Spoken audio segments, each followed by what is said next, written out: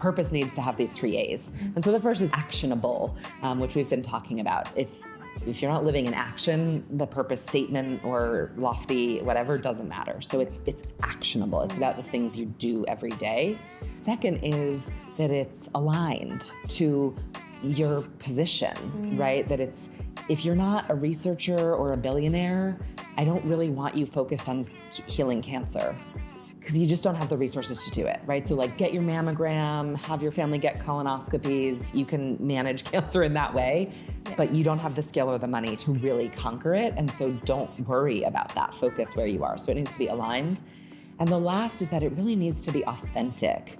And this is just that like intangible, higher level soul alignment of like, it makes you feel alive. Yeah.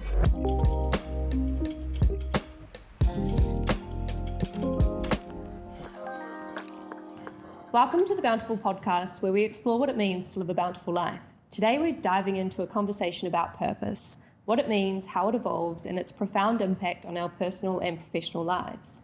I'm thrilled to welcome Nell Derick Debevoise, a dynamic speaker, coach, and author whose work focuses on aligning purpose with action to drive meaningful change. Nell's expertise spans multiple continents and industries, and her insights on purpose, contribution, and the intersection of values in the workplace has inspired many. In this episode, we'll explore how purpose can be redefined and rebranded to avoid burnout and truly align with our actions and authenticity. We'll also discuss how both individuals and organizations can navigate the challenges of living and leading with purpose in today's world, and perhaps not being so overwhelmed by it. Now, welcome to the Bountifull Podcast. Thank you so much, Sean. So good to be here. And thank you for replying to my random LinkedIn connection. Yeah, I veer that way.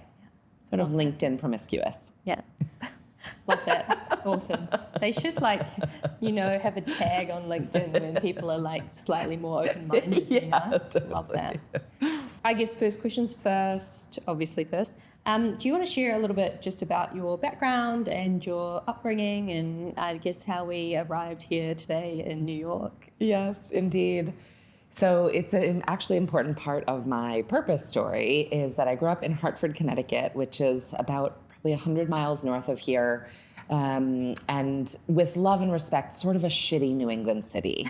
And so had its heyday of insurance of all things, and Mark Twain lived there, and it had a whole thing in kind of the 1800s to early 1900s, but then online business, insurance roll-ups, whatever. And so I grew up there in a very lovely residential part of the city with an amazing elementary school to which I walked every day. And it was a really diverse group of students and involved parents and committed teachers and, just a fabulous place to be brought up as a 6 to 12-year-old. That said, the middle school that I was zoned to at about 12, where we all would have graduated to, was really not a place of thriving at that point. So if you're familiar with the American show The Wire in Baltimore, right, kind of that worst of public education where girls are pregnant at 13, gangs kind of run the hallways and the parking lots, and teachers are just trying to keep the peace, right? There's not a lot of room for academics, much less personal thriving.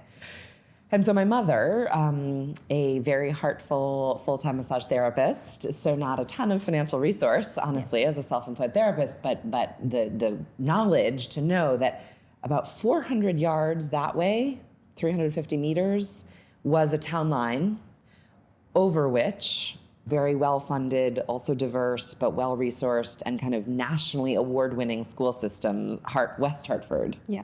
Existed. How funny, 400 yards. Literally, a short walk. Yeah. And so she pulled it together and we moved over that town line into West Hartford, and on I went into those public schools, which launched me to Harvard and, the rest of life since then. So I just, at 12, whatever that was, but I had a very personal, visceral sense that opportunity is not distributed equally, right? My friends in Hartford were kids, right? They were mischievous and smart and creative and goofy and all the things that kids are, exactly like my friends in West Hartford. Yeah. Only over in West Hartford, we had a jazz band that toured Europe and ski bus on Wednesdays. And, and in my 12-year-old mind and then proceeding, that just felt really suboptimal. Both state schools as well. Exactly. Wow. Exactly. That's Right? wild. Exactly. Yeah. It just was like not a pity party. It wasn't like, oh, my poor friends. It was just like, this is suboptimal. We need everybody to be lifted up by the same, and let them do what they're going to do. So anyway, that was kind of why I decided I knew I wanted to go into nonprofit, because in the late 90s, if you wanted to have an impact, in my worldview, that's what you did, was go to nonprofit. Yeah. And so I spent 10 years working in nonprofit. Can certainly share more if that's relevant. But the important part was it hit a wall. It didn't feel actually aligned to purpose anymore, even though I was doing that thing of helping to distribute opportunity more equitably. The how wasn't quite aligned. So I went to business school, and that's, 12, 13 years ago now, what has begun my work of purposeful leadership and really helping all humans everywhere get to a true sense of purpose and really activate that in a very aligned, authentic way, as you said. I'm just kind of blown away by the difference of opportunity just by like living in the wrong part of town, like by, such a minuscule amount. Minuscule, arbitrary, Yeah. brutal. What do you think your purpose would have been had you not moved? You are the first person to ask me that. That's good. It's unique. Yeah. I don't know. I wanted to be a veterinarian when I was a kid. Yeah. I loved and still love animals and nature. Horses are important in my work, as you mentioned, and my doggos, obviously. So, maybe I would have just kind of continued on that path, not having had the zoom out of that human societal experience. I definitely was a science kid, and, so maybe I would have just continued that. Yeah. I don't know. Fascinating counterfactual, right? Sliding doors. Love it. Yeah. What does it mean to you to live a bountiful life? So then when I was thinking about this, it's such a beautiful title. It's such a beautiful word. To me, the most important feature is that bounty is dynamic. And so I think how that shows up certainly in American culture, and I think pretty globally at this point, at least in kind of the connected global capitalist society, is that it's a moving target in the sense of more, keeping up with the Joneses is bounty, right? My flavor of dynamic is different, but it is dynamic. So I think that's not totally off, right? I think it just got a little bit perverted at some point by media or advertising or Systems, quarterly results, structures, systems of capitalism and growth.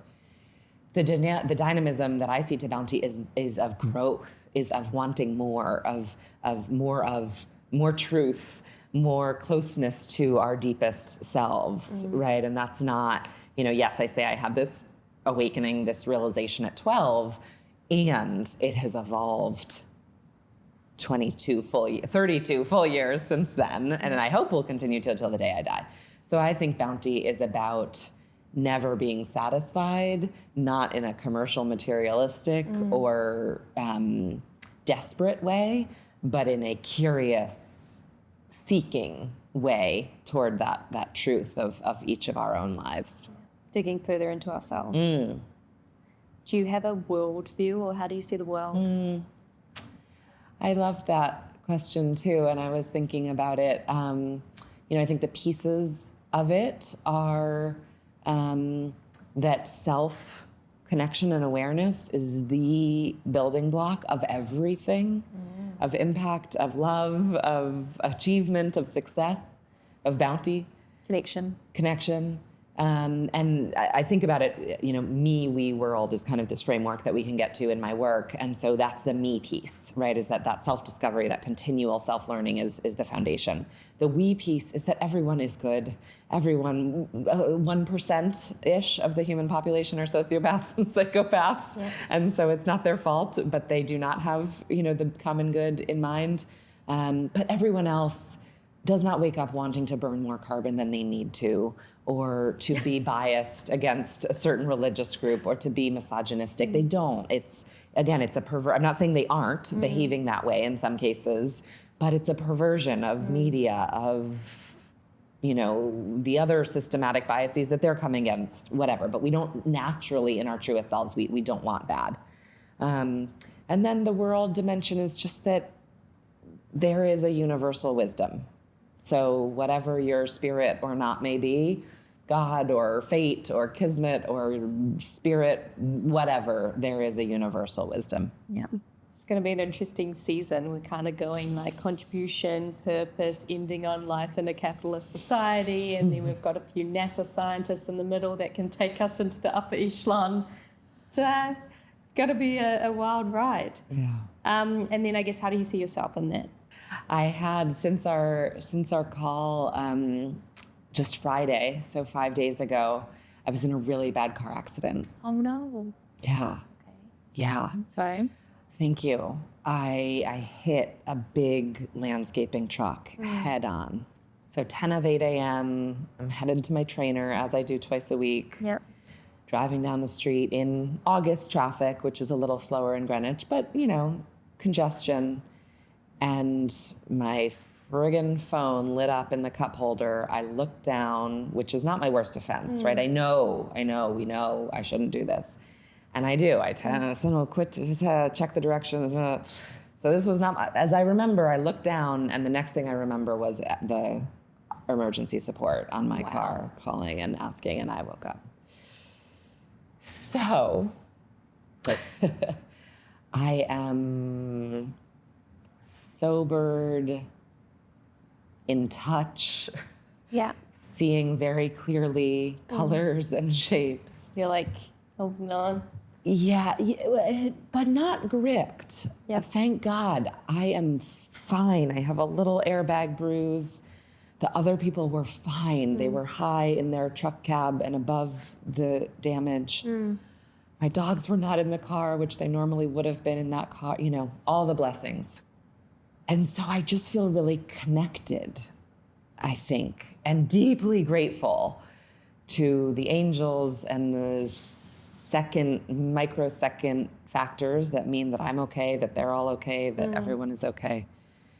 And so I have a strong identity as a speaker and as a writer and as an author and as a step-parent and as a wife and a dog parent and a daughter and a friend and a godmother and a horseback rider and a coach. And it feels a little bit all wiped clean by that experience to this very simple sense of connected to whatever universal wisdom is that I am here to play out in the greater script of things. And then with you, Sean, thanks to your email connection randomly across the world, and my dog and my dry cleaner, just connected. Yeah, life can have an interesting way of stopping you in your tracks, I think. Quite literally. Yeah. Sorry, that was probably a very poor turn of phrase. No, it's real. Yeah, wow. This question feels a bit trite now, but I'm going to ask it anyway. What advice would you give to your 25-year-old self? Leave your phone in your bag while you're driving. Always, even if you think you can manage. Don't do it. Yeah. Seriously. And for anyone out there, I know we all do it. Please don't. Just don't. And wear your friggin' seatbelt. I was, thankfully. It's what saved me. My 25-year-old self, when I saw this and have heard versions before, sort of my first answer is keep doing it. Yeah. I have no regret. I have lived this way, and there has been pain, and there have been errors, and there has been learning. Thank God. That's why we're here, right? That's the journey. Well, just that. I was going to say maybe do it more, live more. But honestly, I don't tend to not live. I tend to be pretty all out there, so I don't think that would have been safe or recommended. So yeah, I think just don't worry. If there was ever a moment of worry, don't. Just carry on. Keep calm, carry on. Mm-hmm. Some people are quite reserved in their living, and other people are not reserved at all. Is there a reason you're not reserved in how you live? I definitely credit my mom. As a psychology student, I think I really saw her and my connection in the description of secure attachment. Such a loving, connected, deep, physically warm environment, and total freedom to start a babysitting business and print out flyers or call the classified ad about a rental house at 11 that we should rent that summer and follow up. And go to Tokyo my first year out of college. And, and so I think that I really credit that strong sense of like, I can come home anytime and be loved and held. Yeah. But there's no worry or panic or shame about living unreservedly. So big credit to mama. And then I think positive reinforcement for it along the way, thanks to all sorts of genetic lottery wins, moving across the 400 yards into a supportive school system, going to Harvard, which, all kinds of opinions on that. But what it is, in my opinion, is the best brand in the world. And it teaches, for better or worse, a bit of an arrogance that you belong and can be unreserved in your life and speak to anyone and ask for anything, and I'm grateful for that. I think I've tempered it with other life factors and experiences. So hopefully it's a healthy arrogance or a productive arrogance, if that's a thing. But credit to mama more than anything. So we've talked a little bit about your journey in discovering purpose. What would you say truly drives you now? And do you want to maybe talk a little bit more about your work or? I think there is a meta sense of like living a life without regrets. I was at an amazing heart, soul-filling retreat last week with two amazing teachers. And the kind of intention that came to me was to honor my 7-year-old self. Talk about unreserved, right? At 7, like how out there are we? And to ensure that my 98-year-old self doesn't have regrets. My incredibly fabulous matriarchal grandmother just passed at 98 and a half. And she, from the hospital where she was on rehab after a stroke, about 11 days before her passing, she requested the board notes for a board meeting that she still served on at 98. She's like, I know I probably can't go to the meeting in 10 days, but I would like to see the notes and see if I have any comments to add. Okay. Wow. Okay, So honoring that. And so that's kind of the meta, right? And that is why I step parent, how I step parent, and how I work out the way I work out, and how I do my work the way I do it, which is about kind of paying that forward, helping other people to live a life without regrets. And I'm sure we'll get into some of the weeds around my thinking and systems and tools around purpose. But simply, I would say it's about depressurizing purpose and making it more just really action-oriented and practical. As well, obviously I'm not afraid of or shy of the spiritual and the bigger picture, but actually on Wednesday afternoon, what are you doing? I think purpose is maybe a little bit already pie in the sky. And the image I got when your 7-year-old self, I think I had spiky teeth, spiky blonde hair, this green and yellow, flowered, crop top on, tongue out, running around, just awesome. I'm going to send you my picture for the show notes. And maybe if you have a picture of that, let's put them both out there, because my 7-year-old shot is not so different. It's a denim jacket, maybe that's kind of American, but it's like a Madonna rocker pose. And divas. It's really legit. Total divas. Yeah. Fabulously so. Yeah. Love it. Yeah. So let's get into purpose. I guess, does it make sense to talk a bit about your book and then the frameworks that you have, and then we can kind of go deep and then go up? Sure. Yeah. With pleasure. So the book, Going First, Find the Courage to Lead Purposefully and Inspire Action, came out of 10 years of group coaching work with senior executives thinking about legacy and next step, MBA students thinking about first step, kind of, and interestingly in the middle, women looking to re-enter the workforce after a break to raise kids. So just these those were our 3 kind of target groups. And out of all those conversations, real conformity, really, right? Very different life stages, but very similar human experience. And so what emerged was that you can have purpose as a traffic controller or a restaurant owner or a UNICEF worker or a cancer researcher or a stay-at-home full-time parent or a Broadway singer, right? And literally everything else in between those things. But it's about getting really clear on the investments of time, energy, attention, and money that we're making at whatever levels we have access to throughout our work and life.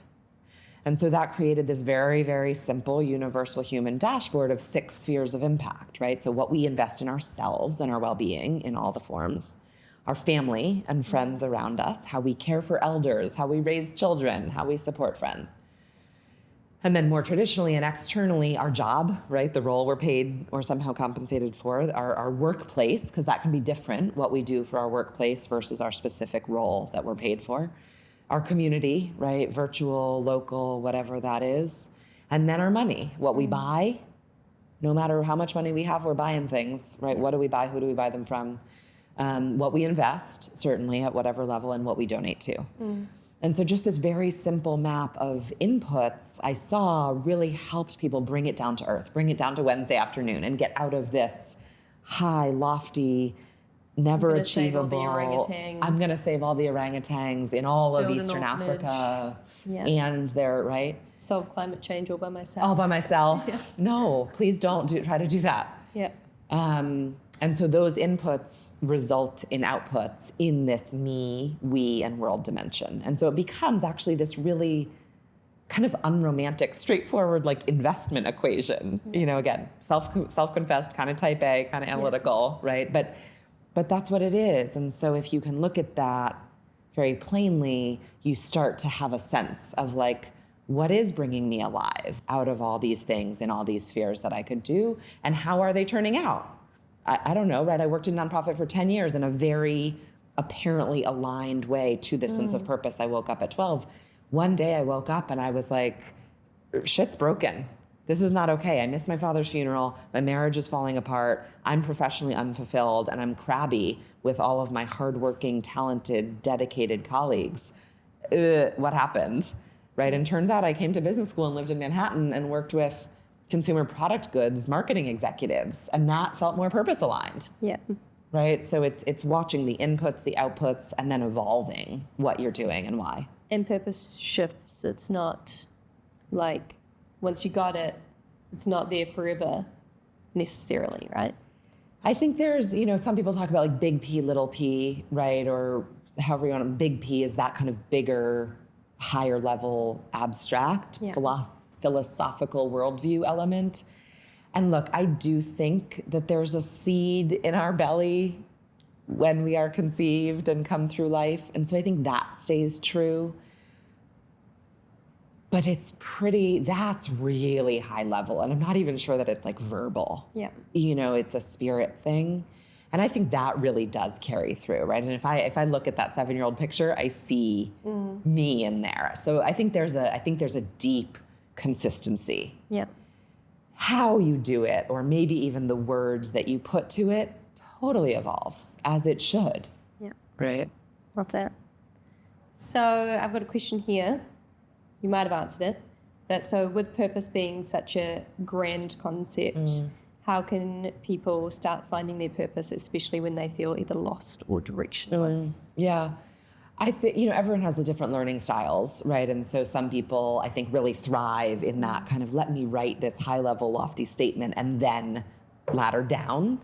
And other people, and I find this to be true for myself, and I think a lot of us in, again, kind of modern capitalist society with jobs that have, OKRs and quarterly targets and all of these like highly structured things. Yeah. Which, no good or bad, no shade, but it's just a very particular way of living life. And so I think for most of us who are coming out of that, no matter our natural tendency, it's really helpful to just map what you do and how you feel doing it. Yeah. Which is not easy. It's simple, but it's not easy because we're in the OKR and we're in the shame and we're in the Instagram and we're in the weight loss program. So actually to tap in requires some version of mindfulness. I do follow and prescribe to the research about meditation, that it quiets the neurons in a distinct way. So I meditate at least 5 minutes a day, ideally more like 20. But maybe that's running, maybe that's cooking, maybe that's dog cuddles, right? Any way you can zero in. By myself on the weekend, cooked myself a fab meal and sat by the river. Delightful mindfulness practice. Perfect. For sure, right? Solitude is not insignificant for that. You were out of buzz and energy, right, in the woods, so all of that is good. Nature is really powerful. So whatever it is, step one, get present, at least a little more present than you're able. Step two, observe. Look at your calendar. Look at the week. Look at the day. Look at the next hour. Look at your to-do list, right? Really.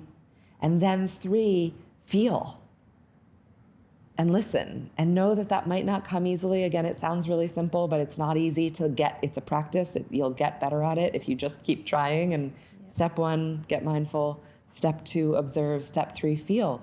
And what makes you come alive, right? Is it shopping for family meals for the week and nourishing them in a certain way by who you're buying, what you're buying? Great. Is it spontaneous one-on-ones with colleagues or clients about what's happening? Great. Is it the spreadsheet? Right. A dear colleague and friend was an intern in one of our first programs in the 10 years I ran that company. She was in the MBA cohort. And we interviewed her for the role, and she's like, I just have to say, we're talking about purpose and impact and socially responsible business and business models for nonprofits and very, she's like, when I open a spreadsheet, I can really get lost in it. And I was like, you're hired. Fabulous. And she did killer cost and expense and revenue analysis for this nonprofit that was about to go under. Those people are unicorns. Unicorns. Hold on to your Juanitas. Love a good spreadsheet gazer. So whatever it is, just pay attention to that and don't need to make sense of it yet. That's it. That's the step three. Just stay in this 3-step process for a bit, before you need to write something that you want etched on your tombstone for eternity. So say you are in the work OKRs trying to be a good everything in this life, keep up, pay your bills. What are some of the practical ways that, how do people sort of start navigating this stuff in confined, they might be confined? Yeah. Constraints are real, right? Yeah, exactly. Constraints are real, and we need to be realistic in what people can achieve, otherwise they won't get there, right? Totally. 1,000% agree and on board, right? And so this is, again, depressurizing purpose. This is anti-pie in the sky aspiration or shame. Why don't you compost? That's not where we're at. Not because we can't all do better, but because people who are interested in this work are hard enough on themselves. Actually lighten up, right? And be easier on yourselves. And my favorite piece of the dashboard and the exercise that we go through, which is super simple, right? So it's downloadable. It's an Excel simple 20-minute exercise or 5-minute exercise or 3 hours if that's what you have. But the point is to just journal, jot down, brainstorm what you do in each of these spheres that has some positive ripple. You come to a full stop at stop signs. You kiss your spouse goodbye, even when you're a little bit in a tiff or busy. You wash your hands before seeing your grandparents to reduce germs. Simple, basic things. You say good morning to the barista as well as barking your coffee order, whatever these things are. And so what I love when people brainstorm these is the aha of what we do that has a positive impact, what we do already. Yep. And so that's it, is again, notice, which goes back to the 3-step process. Get a little more present and observe and then feel that it feels good to say hello to the barista. And if you have 30 extra seconds to actually ask how their day is or to compliment their t-shirt. And that feels good. And so maybe you'll try to do that most days rather than just some days when you feel like you have 30 seconds. And then that truly, I've seen it, I see it, I feel it with myself. It upward spirals, right? So again, it's not about letting yourself off the hook or whitewashing your life to call yourself a good person. It's about starting where you are and recognizing those little things because they do feel good. It's not about a ticket to heaven or being a good girl, and earning our halo. They feel good.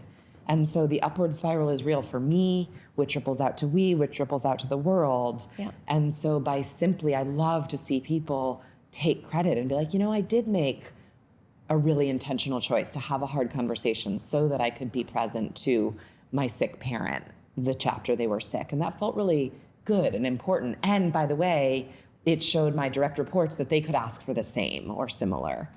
Yeah. So constraints are real for everyone in different ways. And we know they're actually really good for creativity.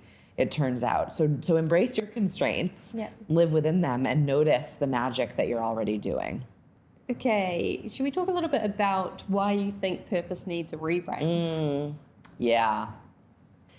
Like so many good things, it got co-opted by like strategy consultants, basically. Synergy is another that I mourn for. It's a really beautiful word that has been told, like now, it's like the rating on your gas, I think, on one of the brands and like corporate takeovers.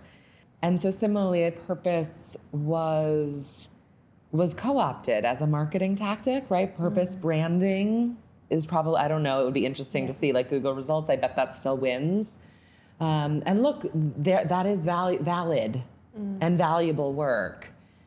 But what we talk about, my partner Mark and I run Purpose Fused with another colleague in the UK, and we do corporate purpose leadership work, purposeful leadership. So I have my practice, but then I work with them on the more corporate engagements.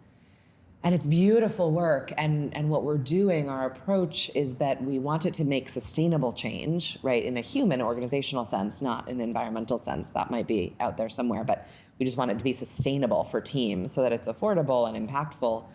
And how we have come to do that is by sort of, we say, picking up the stitch of individual purpose. That organizational purpose is important. Again, it's valid and valuable work.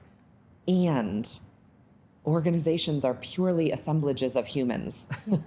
And so if we don't start by recognizing individual purpose in that holistic long-term way, this organizational level is foundationless and empty. And so it becomes simply a branding slogan, and there's no heart to it. And that's actually worse than nothing, right? When they do research, whether it comes to employee engagement or rather disengagement, when, it's cognitive dissonance. When we see people saying one thing and doing another, it's very problematic. It's not integrity. Exactly, right? So it's worse than that. Same with customers, obviously, or investors, right? It's really problematic. Whereas if it's truly lived and felt, it's incredible for long-term value, for share price, for all of these things, employee engagement, customer, lifetime. And so, I think the misconception or the fear is that it has to line up, that, okay, my corporate purpose is X, and so I need 200 people or 20,000 people, however many employees I have, whose purpose is X, which is goofy, right? Like, it's not a lot of people's purpose to like make fabulous shoes for healthy lives. Maybe for a few people, and that's so beautiful. Like, they should definitely be at Nike or OC or wherever they should be. But that's not a lot of people's purpose, and that doesn't mean they can't or shouldn't work there or won't be fully engaged, right? But I think that's the rebrand, is like, it's not about sameness. It's about complementary diversity and alignment. And I think there's fear around unlocking people's true purpose and letting it exist. What's an example of that? So you've got like company purpose, shoes, great, healthy lives. At an individual contributor level, like what would someone's purpose be that might align with that? Just as an example. Totally. I mean, a lot of people that we work with have a purpose around unlocking other people's purpose, right? And so there's a manager path that is beautiful and totally aligned, right? And as long as they don't hate or resent the product and the company, right? As long as there's at least a move toward minimize harm, that's a really beautiful thing, right? And then it provides social connection and a salary that supports a family, and right? So that's one example. Another, maybe slightly more connected or pointed, is a purpose around unlocking girls and women in their bodies. Well, we need beautiful shoes to do that, right? And a lot of shoe companies make some really interesting statements about girls and women. A lot have made some errors, but have learned and grown, so there might be that. So I think there's kind of there can be a how alignment of like just culture. It goes back to what you were saying earlier around, is like, if you're tuning in, reflecting, alive, your micro impacts that you have, like you are the ripple in a small pond. And so by just be good, like be you, be authentic, be alive, be yourself, and hopefully, unless you're a psychopath, which we know that there's not that many of them in the world. Luckily. The impact you will have on your world, ecosystem, should be good. Sort of brings up another question though, because it's kind of like with people who choose to be in environments that they know aren't good for them, do you think they realize that the impact they're having is not additive, it's actually detractive? Yep. I think we have been so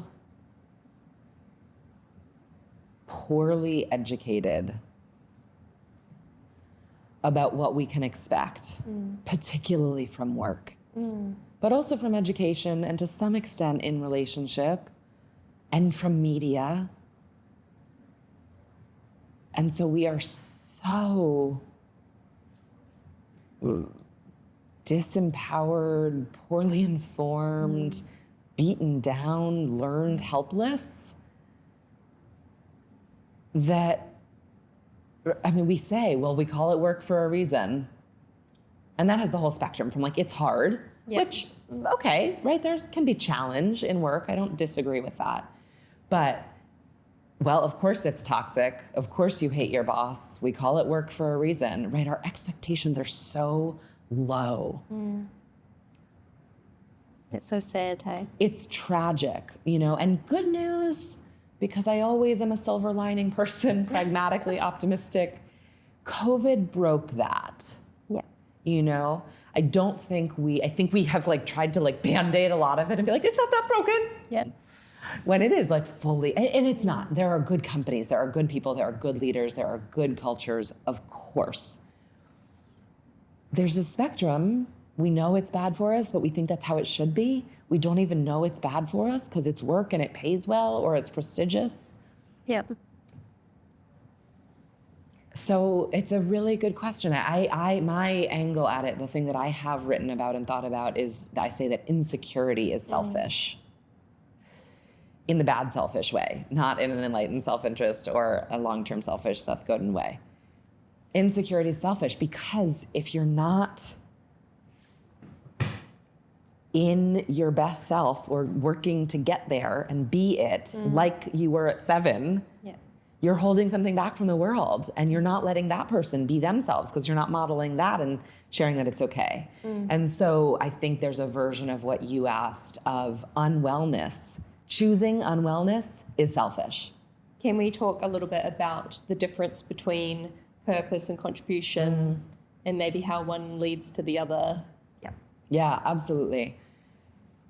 I love, contribution is beautiful and important and right? That's kind of what we're doing is contributing our time, attention, energy, money to some intent that is ours to contribute. I think about it I talk about 1/8-billionth, right? So there are about 8 billion of us on the planet, subtract the sociopaths and psychopaths. Then what we need to do is break the work up that is to be done to heal the environment, to create equality, to provide opportunity, to innovate fabulous new systems and ways of, right? All of the work that is to be done, break it up into 8 billion pieces. Now that's really small. I've looked for like ways to make that concrete because it's so abstract. I haven't found anything because 8 billion is a huge number, right? I think it's maybe like a drop or two of the Atlantic. Yeah. Maybe would be 1/8-billionth. It's tiny. Yeah. And so we just need to contribute that much of fixing the world. So it's not even like I want to end the gender wage gap at my company. Even that is too much. It's like I want to encourage our finance team to track salary data by gender. Yeah. There we go. Actionable. That's my contribution. Yep. And then I'm raising a healthy, happy family of gender-aware people. And I'm physically exercising as to minimize my healthcare costs on the system and to model that for other people. And. I buy 7th generation paper towels because they're audited to be better for the world than Bounty, right? Like these are all the things I'm doing. I think that's a pretty realistic docket. Yeah. You know, and look, not easy. The finance team really may not want to track data in that way. Your investors are coming for you, so you're going to have to at some point. But, you know, so I think the contribution piece is the contribution piece is also just your bit, not more, not less, but clear and your bit, you know. And if you've got cash, then it's some cash contributions. And again, maybe that's by buying from more expensive local providers or investing or donating, right? It takes all kinds, but it's just your piece. It's only your 1/8-billionth. You mentioned that contribution is more action-oriented, a more action-oriented way of approaching purpose. Can you elaborate on this idea and how it can help people live a more fulfilling life? Yes, I don't think I fully came back to that. So your contributions are actions. They're specific. They're writing a check or buying a thing or having a conversation or setting an example. They're specific. And ideally, they ladder up to that larger purpose, right? They get at the me, we, and world outcomes that matter to you. And so, yes, they should be deeply aligned. I think reverse engineering, one might look at their contributions and see what emerges. And does, you know, if you're in that phase of looking for purpose, look at what you've been contributing, not just in a monetary sense, but how you show up, how you support friends, how you show up at work. And is there a theme that ladders up to purpose? Let's say you're not fulfilled and then you do this look at your life and you realize that maybe you're slightly aimless and you haven't been contributing. Is there an obvious answer in there where you're like, contribution leads to belonging, confidence, like, you know, doing things for others? The research is very clear. Yes. It makes you feel better. It's good for your mental health and well-being. Yes. And so you realize you haven't been contributing, and then what? Is that the question? Yeah, it's kind of like if people are not necessarily feeling super fulfilled for some reason, is it possible that they're not contributing in ways that are meaningful to them or at all, and they need to just like basically fix that? Yeah. Yes.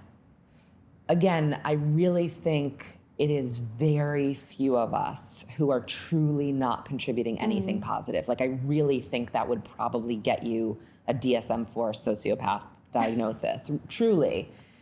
And so it's not to say that there's not a lot more room. There are a lot of people, right? I call it misdirected privilege. There are a lot of people who could effortlessly be doing a lot more. And so I say that not from a shame perspective, but from a hurrah opportunity perspective, because it leads to fulfillment and mental health and energy, right? So yay, let's find those opportunities. I think a really interesting first step that might be really scary, especially if you're in that place of not feeling fulfilled and feeling like you're not contributing at all, is to ask people around you. And so a passive way that you can do that is through media. You can look through your email inbox, look through your texts, go back to former birthday cards, and look, are there shards of appreciation? Yeah. And do they feel authentic? Yeah. Or are they just a birthday card to the boss? It's like, you're such a great boss. And maybe that's an indicator of itself. But because, I mean, the first thing to say is that we are all contributing. We all have impact. My step leaves a mark even on the New York sidewalk. And so the question is, are my contributions positive or negative, which is dual in a little bit of a hard way? Are my contributions aligned with who I want to be? Is the question that you need to ask, that is worth asking. And then doing some research, right? And so you don't have to talk to anyone yet. Again, look through those emails, look through that performance review, that 360, like what is in there that you can actually accept as authentic. And be generous with yourself, because it's easy for us to be like, he didn't really mean that. She didn't really feel that way. They were just. So really look at that and be, again, as objective as you can with yourself, and then wriggle up the courage to ask Start with a gentle audience. Maybe ask your dog. Just like say it out loud. They love you more deeply. pets, please. More pet. You're a great petter. Yeah. You could do it more, but you're a really good scratcher of the ears. And ask, friends or family or colleagues, whoever's easiest. And then evolve. Experiment. What if I didn't switch around one-on-ones with my direct reports 3 times before they finally got to see me? What would that look and feel like to them to take that really seriously? Signal. It's like look at your contribution breadcrumbs. I love that. Totally. Love that.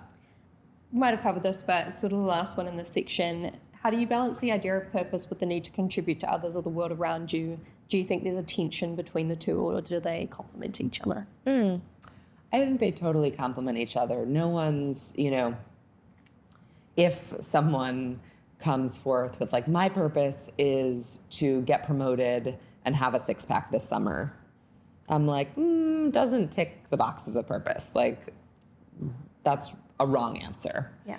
Because it's not aligned to me world. Yeah. And again, that's not because of shame or duty or earning your halo. It's because the research that you mentioned that we can include in show notes shows that literally taking care of a plant makes nursing home residents live longer. Yeah. It's just basic, right? And if you think about that, it's hard to get it, on a tough day when your abs are still sore from the last workout. Why are you going to get up if that's just for you, right? If it's about being healthy to support your grandkids in their life, that gets us out of bed. So it is inherent in the definition of purpose and contribution that it's other engaged, not other oriented necessarily, because again, it's from ourselves, but other engaged. So in our pre-call, you talked about sort of the 3 A's of purpose. Could you maybe elaborate on that? Totally. So they were reverse engineered from the 3 pitfalls of purpose, which I talk about in my book. But let's start with the positive and aspirational, which is that to work, quote unquote, right, to improve performance as it has been shown to do for individuals and teams and companies and for the world around us, purpose needs to have these 3 A's. And so the first is action aligned, right, actionable, which we've been talking about. If you're not living in action, the purpose statement or lofty whatever doesn't matter. So it's actionable. It's about the things you do every day. Second is that it's aligned to your position, right? That if you're not a researcher or a billionaire, I don't really want you focused on healing cancer, because you just don't have the resources to do it, right? So like get your mammogram, have your family get colonoscopies. You can manage cancer in that way, but you don't have the skill or the money to really conquer it. And so don't worry about that. Focus where you are. So it needs to be aligned. And the last is that it really needs to be authentic. And this is just that like intangible, higher level soul alignment of like, it makes you feel alive. Yeah. Because again, there are 7,999,999,999 parts of the puzzle that are not yours to fix or heal. Yeah. And so you need to stay authentic, which I know we also talked about burnout, and it links to that, right? A lot of the burnout that I see is from people being so deeply purpose-seeking and so well-intentioned, and so they're playing in other people's one-eight-billionths. And it's not good for anyone, for themselves or their one-eight-billionth, because now their one-eight-billionth, right? If you think of a garden patch and those all have automatic waterers, don't go water those parts. Water this part that doesn't have the automatic waterer, because if you run out of water and this part remains dry, that's a real problem. So I think that my first invitation to teams and leaders when they talk about burnout, or when they're in it, they really just need a moment, right? But if they're kind of looking at prevention or kind of being on the edge, I'm like, get really authentic and aligned and actionable. But first and foremost, do that 3 steps. Get present and mindful, observe what's happening and feel how it feels, and tweak accordingly. Because when you get into authenticity, truly burnout sort of takes care of itself. So I've burnt out twice. Congratulations. It's not a bad runner, I don't think. Wow.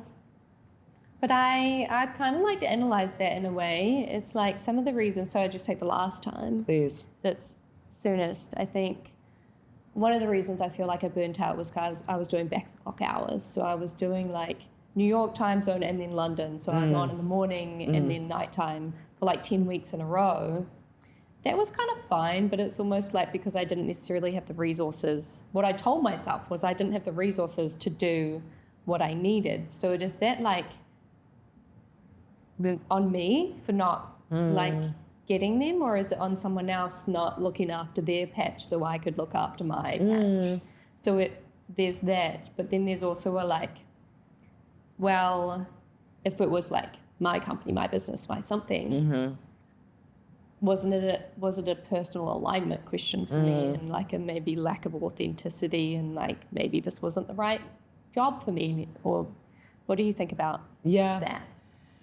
The example is great, right? It's so helpful to like, kind of dissect. How do you dissect your burnout if you have burnt out, to figure out which was the missing A, or Totally. was it someone else, not someone else's fault, but Totally. No, was there someone else there? Their patch? So I always revert for analysis to this me, we, world framework, right? It's just helpful to have a framework to dissect, right? That's a scientific process in terms. So me,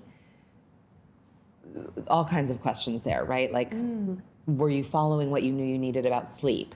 In some case, maybe not, right? For 10 weeks, some people can do either weird sleep schedules or reduced sleep. Like, that's real, And so it's not like you weren't getting your 8.5 hours at the right times, thus you were burnt out. I think it's way more flexible than that, right? We're humans, we're resilient, and so people can be creative about that. But what about diet? What about, was the intellectual part of the work not aligned or stimulating, or was it too much, right? Was it beyond that curve of flow where it's challenging enough but not too hard?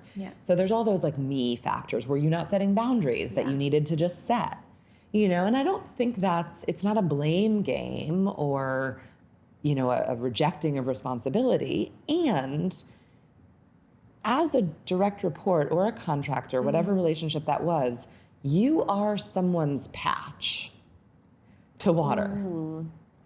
Yeah, right. Right? And so no one else's patch is ever for you to worry about. Yeah. So it's not that you were worrying about someone else's patch, but you might be part of someone else's patch, right? That manager, part of their patch is to look at folks and think, not to be in their heads, not to read their minds, not to be their therapist or their mother, but to just see from what I know and what I'm asking, is this reasonable?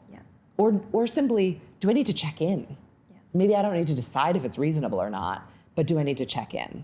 And so I think that's the we part, right? And then the world is there some harm factor or ethical factor that's trying here, right? Because sometimes it cannot be, work, hygiene, lifestyle can all be fine, me and world. But if there's a values misalignment, that can lead to burnout as well. Yeah, right. Is that, what do you think? What do you hear in that? Great. I think it's really good to just have like a lens because burnout's another one of those words that has a terrible brand and that a lot of people find themselves there, and then they go, well, how did I end up here? And they've kind of got no mechanic to break it down and be like, is it a me? Is it someone else? Is it, like context? So I think that's really helpful. Thank you. Yeah, you're welcome. I think in that moment is when we have no resource by definition. If we're actually truly burnt out, we have no resource to fix it. So it's a really tough situation. It took me this is kind of extreme, but it took me maybe 8 months to want to open my computer again. To send an email. I would get triggered on email. Just because I think it was just too much work. Yeah. I just said too simple. It was maybe a bunch of other stuff, but we'll go into that. Yeah. Well, welcome back. We're glad you're here. And now I living a bountiful life, doing what is actionable, aligned, and authentic to me, which is nice. Congrats. I learned There it. you go. There you go. Quickly, the pitfalls of purpose. You mentioned there were 3. Yeah. So inaction is the first, right? And that's just inertia. You know, we get in our patterns, we are in our outfits that don't fit, but we still wear because it's scary to change. So simply inaction. And this isn't shame either. It's just an awareness to have. And that sits in the me dimension, right? Inaction is just really comes down to us choosing and daring to take that step. The second is alignment, right? And that's in that kind of we dimension. So now that's how are we aligned in the company, in the organization, in the industry, a little more broadly maybe, but what's the alignment between us and all the organizations, formal or informal, that we're part of? Our family system is a we, right? So alignment is important. And then authentic is that kind of biggest world dimension of are we grabbing our one-eight-billionth? So sorry, the pitfall there. I'm so stuck on the positive now. The pitfalls of purpose are inaction in the me dimension, simply falling to inertia, right, and not doing anything or changing. In the we dimension, they are shoulds. Yeah. What we should do, what you should be doing, what an engineer should do on Tuesday afternoon. And by the way, we can should ourselves. We call it a we should, but we can should ourselves very effectively. Yeah. And the world dimension, the biggest is orthodoxy, right? So it's similar, but it's even like it will be so. Explain that one more. Well, managers take care of their people in a one-on-one conversation every 9 days. Men marry women. Yeah. 2 parents raise healthy children. Good people exercise 6 times a week. Right? It's not even like you should be more active. Yeah. It's like active is good. Yeah. You know, it's these very sacred truths. Yeah. And so that's where the authentic comes, right? That kills authenticity really quickly. So yeah, those are the pitfalls. So we're going to move into a quickfire round soon, but the last one on this is kind of like, have you seen cases where purpose and deep-seated values have discrepancies? And like, have people had to like move beliefs or limiting beliefs, those sorts of things to like shift? I don't know. It's a bit of a philosophical question, I think, but I don't know if you're like brought up in a certain environment with deep-seated values, but then your purpose is over here, right? And then you're like, I don't know, kind of in the middle, you're going... Yeah. Yes and no. Ni in Italian. Si, no. Yes, no. Deep-seated values, like people, are good. Yeah.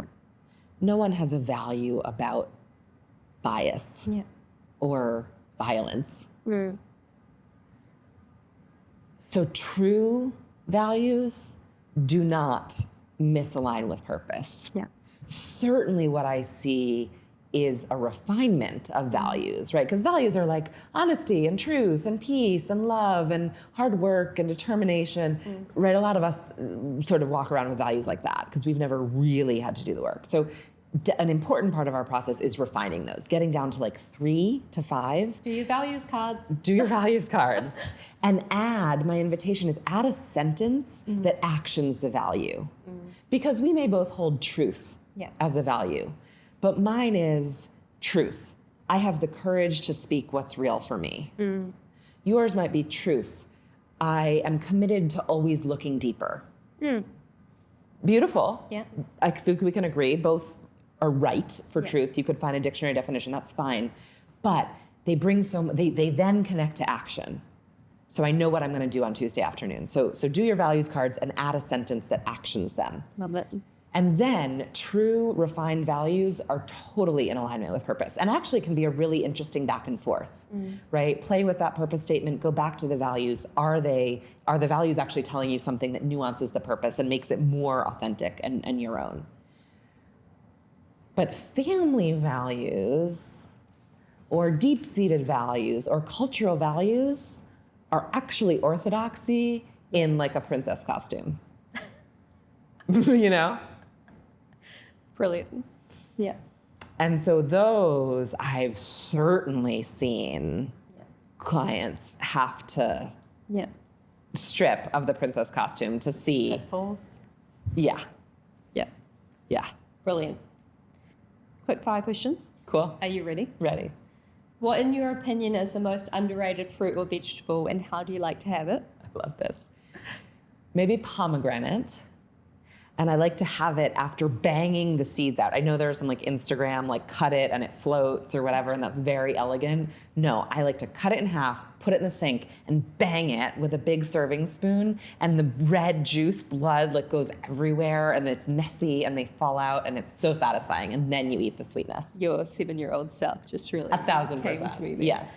I don't know if you drink, but if you do, what's your favorite cocktail? I do. An Italicus spritz. I have no idea what that is. Try it. Okay. It's like my winter / all the time, but like lighter Aperol spritz. Yeah. It comes in a beautiful turquoise, softly ridged bottle. Yep. And it's fun to say, Italicus, and it's a little bubbly and a little seltzer and a little lime or lemon. No olive. Some bartenders try to put olives in. I hate olives, so no olive. But Italicus spritz is a delightful experience. Worst meal that your parents made you eat? I was thinking about this one. Again, my mom was like pretty loving and a really good cook. They're definitely, I know, tempeh. Ah, yeah. How do you no, say right. that Tempeh. product? It's vile. Yeah. She tried a few times before gross. it exited the rotation. I love tofu. I love bean burgers. I love lots of vegan food. Tempeh is vile. No, I'm not into that. Word that describes your life? Inspiring. I'd agree. Not in like I am inspired. Also, I own that. People tell me that and I feel that. But my life is inspiring. I am inspired. I am big on breath. Inspiring the world. So inspiring in all its definitions. I felt that. That was great. Right? What are you most proud of? You know, right now, my stepmom kind of emerging like matriarch role in my midlife, looking to my mother-in-law and grandmother and mother and their versions. But yeah, I'm really proud of how we have built a blended family in a really beautiful, inclusive way. It feels really good. It's really hard, so congrats. Any tenets that you live by? The one that comes right to mind is perfect is the enemy of the good. And I think that works in a lot of ways. It can't stand alone, but it's a biggie. This is a new addition for me, but one thing that has really mattered in life that maybe you didn't realize mattered at the time. Presence while driving. Present and the expanded lesson beyond the story is presence in the mundane. You know, I and you and probably many listeners and others not, but I certainly am in a place professionally where I need and want to be deeply present with clients, on stage with thousands of listeners, in media, right? Like deeply present. And I do a lot to do that. I'm intentional about it. Most days I think I'm pretty good at it. But Sean, in my life, like cooking and doing errands and booking plane tickets, I am a whirling dervish. Like, and I'm incredibly effective a lot of the time. But it's not authentic. It's not aligned. It's not okay. I can't parse out the important and the not. And being present all the time, also chopping carrots, also driving to the dry cleaner, matters. What is something that you thought mattered but realized didn't? Well, this will be relatable, I know, to you and maybe to folks out there. The title, right? I was a CEO and a founder. I was actually thinking about this at like 3 a.m. when I go to sleep. It's like, oh, well, the ones that you give yourself do, actually. Fair. I did another episode, the one this week, where the psychologist was like, we gear our antennas for how we see the world. So we walk around staring our antennas at things. And I'm like, that title thing is like, you're kind of gearing your own antennas, you know? They are, I mean, very alert to it's title. It's going to be a great TikTok that I can make a compilation of all my guests doing this weird thing. Any final lessons, learnings, feelings, things that you want to share with Bountiful listeners about purpose, or anything you've learned, or anything else that we haven't covered, or just some advice? I just think it's such a beautiful title. So to honor that, I just think you have bounty. You have bounty. Really. Really, right now, no matter how shitty the boss is or busy the work is or hard the family illness is, I'm not saying this head in the sand Pollyanna, like, you're good, I'm wearing a pink jumpsuit and you have bounty. Deeply, truly, you have bounty. And as we opened, bounty is about more. Not more viewers, not a more prestigious title, not more dollars, but more self, more authenticity, more alignment, more action in the ways that nurture your 1/8-billionth patch. And so get present and mindful however you do that, and then notice the bounty. It may not have a flag or sparkle or a title, but look for the bounty. It is absolutely 1,000% there. And then experiment and feel and see what makes it expand and feel more bountiful. You can want more bounty, but you have bounty. Nell, thank you for sharing your journey and insights with the Bountifull Podcast today. For our listeners eager to dive deeper into her work, we'll put all of the links to all of your relevant information in the show notes. And a 7-year-old picture, promise. Exactly, yes. And we'll give you some of those frameworks as well. I'll put it on the website. And if today's episode resonated with you and left you feeling inspired, maybe wanting to deep dive into what your purpose is, don't forget to follow and subscribe for more enriching conversations. Our season is brimming with guests from delightful backgrounds with awesome conversations. So thank you so much, and thank you. Thank you so much, Sean. Thank you for being here.